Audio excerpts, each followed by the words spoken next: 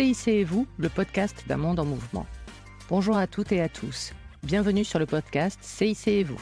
Aujourd'hui, nous allons parler épargne, et plus spécialement du plan d'épargne logement, le PEL, et d'une évolution réglementaire importante qui va concerner certains épargnants. Pour en parler, j'accueille Pauline et Coralie qui vont, en duo, décrypter pour nous cette évolution et ses impacts. Bonjour à toutes les deux.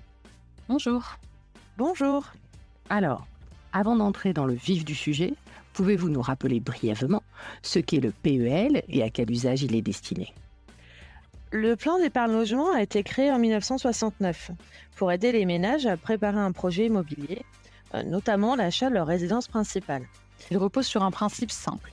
Épargner régulièrement, bénéficier d'un taux garanti et obtenir en contrepartie des droits à un prêt immobilier à conditions préférentielles.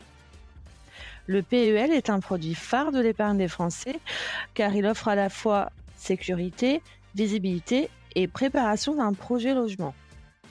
Venons-en au sujet qui nous rassemble aujourd'hui. La réglementation prévoit une clôture automatique de certains PEL. Que va-t-il se passer ? La loi de finances de 2011 a limité à 15 ans la durée de détention des plans épargne logement ouverts à partir du 1er mars 2011. Une fois ce délai atteint, la banque est donc contrainte à mettre fin au contrat. En 2026, des milliers de PEL vont être clôturés automatiquement et chaque année, une nouvelle génération de plans d'épargne logement atteindra ainsi son terme. Qui sont les personnes directement concernées par cette mesure ? Uniquement les clients qui détiennent un PEL ouvert à compter du 1er mars 2011. Les PEL plus anciens, ouverts avant cette date, ne seront pas concernés par cette limite de 15 ans et continuent de fonctionner selon les règles antérieures. C'est donc bien la date d'ouverture du plan qui fait la différence. À l'échéance des 15 ans, le PEL souscrit à compter du 1er mars 2011 est clôturé. Que deviennent les fonds ? Le capital, intérêt compris, est versé sur un compte épargne sur livret, ouvert pour l'occasion, comme le prévoit la législation, et rémunéré à 0,01%. Il faut également savoir que les droits à prêts liés au PEL disparaissent à ce moment-là. Un mot sur la fiscalité ? Les intérêts des PEL de plus de 12 ans sont soumis aux impôts sur le revenu et aux prélèvements sociaux. La clôture ne change pas la fiscalité, mais elle marque la fin du produit. Quelles sont les options de réinvestissement ? Plusieurs solutions sont possibles selon les projets et le profil du client. L'anticipation est vivement conseillée afin de transformer cette contrainte réglementaire en opportunité.